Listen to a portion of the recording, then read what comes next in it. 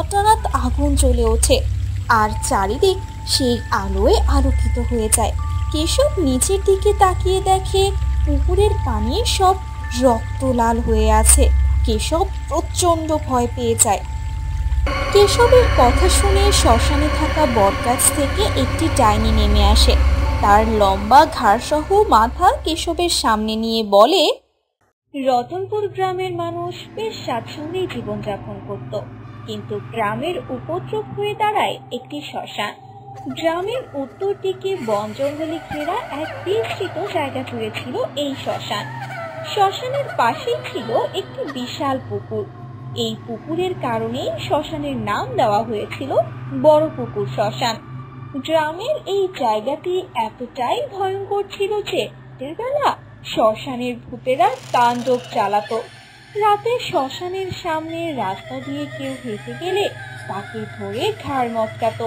ভূতের এমন উৎপাতে তারা একে একে শহরে পাড়ি জমাতে শুরু করে। এতে শ্মশানের আশেপাশের সবকিছু হয়ে যায় আরো বেশি নিস্তব্ধ। শ্মশানের কিছুটা দূরে কেশব তার বউ বীণা এবং ছেলে ছোটনকে নিয়ে একটি ছোট্ট কুঁড়ে ঘরে বাস করত। কেশব ছিল একজন জেলে। সে ডিঙি নৌকা নিয়ে গ্রামের পাশে নদীতে মাছ ধরত আর সেই মাছ বাজারে বিক্রি করে জীবিকা নির্বাহ করত। একবার গ্রামে ভয়াবহ বন্যা হয়। চারিদিকে বৃষ্টি, বাতাস আর বাজ পড়ার শব্দ। বন্যার কারণে কেশব তার নৌকা নিয়ে মাছ ধরতে যেতে পারে না। তাদের দিন চলতে থাকে অভাব অনটনের মধ্য দিয়ে।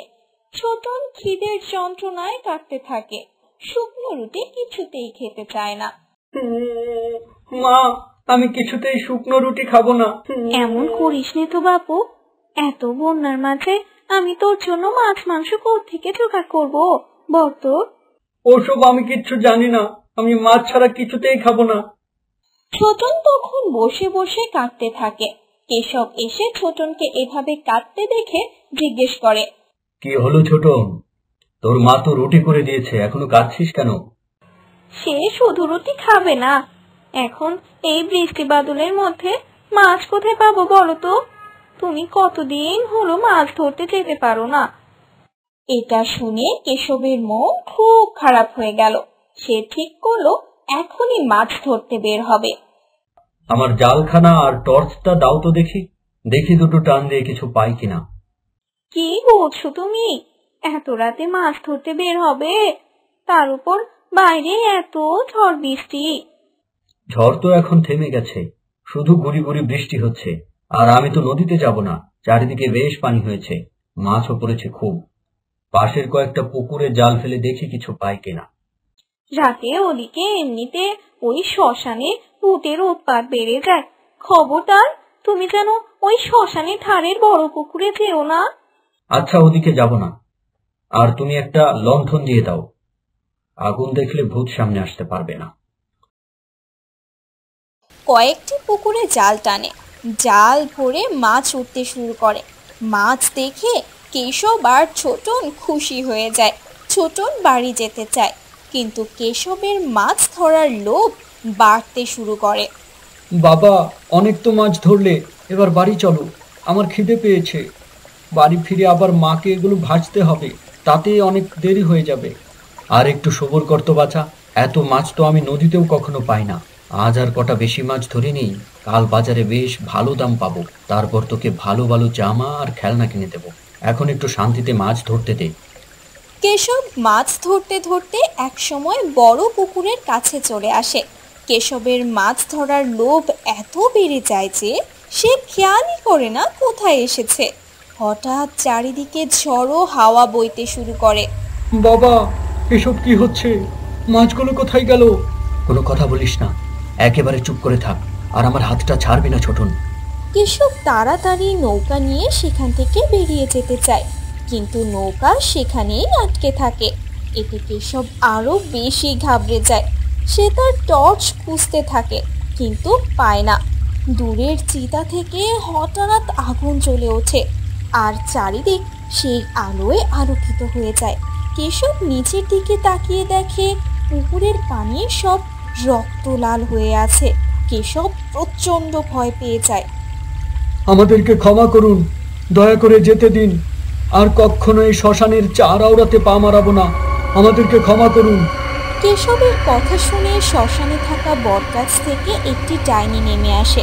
তার লম্বা ঘাড়সহ মাথা কেশবের সামনে নিয়ে বলে, তোর এত বড় সাহস, তুই আমাদের এখানে এসেছিস, আবার অনুমতি ছাড়া মাছ ধরছিস। তোকে তো এত সহজে ছেড়ে দেব না। গেছো মামদো পিশাচিনি, কে কোথায় আসিস, শিগগিরই আয়, আজ জমিয়ে ভোজন হবে। দিদি, আচ্ছা তো এসেছে, জমিয়ে খাওয়া হবে, কিন্তু আমি বাবু আগেই বলে দিচ্ছি, আমি এই ছোটটাকেই খাবো, কতদিন কচি মাংস খাই না। এসেছে কচি মাছ খেতে, ওকে তো আমি খাবো না, ওকে আমি খাবো। তোদের ডাকলাম আমি, আর আমাকে রেখেই তোরা খেতে চাচ্ছিস? তোদের কাউকে দেব না, ওকে আমি একা খাবো। এই নিয়ে ভূতেদের মধ্যে ঝগড়া লেগে যায়। তখন ছোটনের মাথায় একটা বুদ্ধি আসে। সে সব ভূতেদের বলে, তোমাদের সমস্যা সমাধানের জন্য আমার কাছে একটা উপায় আছে। তোর কাছে কি উপায় আছে, বল তো ছোকরা। দেখো, তোমরা তো আমাকে মারলে কিছু অংশ ভাগ পাবে, আর তোমাদের নিশ্চয়ই কাঁচা মাংস খেতে খেতে অরুচি ধরে গেছে। আমি তোমাদের একটা ভালো খাবার খাওয়াতে পারি। ও তো ঠিকই বলেছে, এই কাঁচা মাংস খেতে খেতে মুখে অরুচি ধরে গেছে। তা তুই কি খাবার দিতি রে ছোকরা? তোমরা আমাদের ধরা মাছগুলো দিয়ে দাও, আমরা সেগুলো ভেজে এনে তোমাদেরকে দেব। তোমরা তাহলে ভাজা মাছ খেতে পারবে। এই, তুই এসব কি করছিস? বাবা, এটা ছাড়া আমরা এখান থেকে বেরোতে পারবো না। কি হলো, বলো, তোমরা রাজি? দিদি, রাজি হয়ে যাও না, কতদিন ভাজা মাছ খাই না। তোরা যদি মাছ ভেজে না আনিস তখন? তাহলে তোমরা আমাদের যে কোনো সময় ধরে খেয়ে ফেলতে পারবে। ডাইনি একে একে পুকুর থেকে মাছ তুলে কেশবের থলেতে দিল। এই নে মাছ, মাছ ভেজে না নিয়ে এলে কিন্তু তোরা একটাতেও বাঁচতে পারবি না। আচ্ছা, আমাদের মনে থাকবে। কেশব মাছ নিয়ে নৌকায় করে বাড়ি ফিরে এলো। তোমরা সারা রাত কোথায় ছিলে? এখন তো ভোর হয়ে এসেছে। চিন্তায় চিন্তায় আমার ঘুমই হয়নি। আর বলো না, আজ ডাইনি আমাদের ঘাড় মটকেই ফেলতো। তোমার ছেলের বুদ্ধির জোরে আজ বেঁচে গিয়েছি। কেশব সব কিছু বিনাকে খুলে বলে। বিনা সব শুনে খুবই ভয় পেয়ে যায়।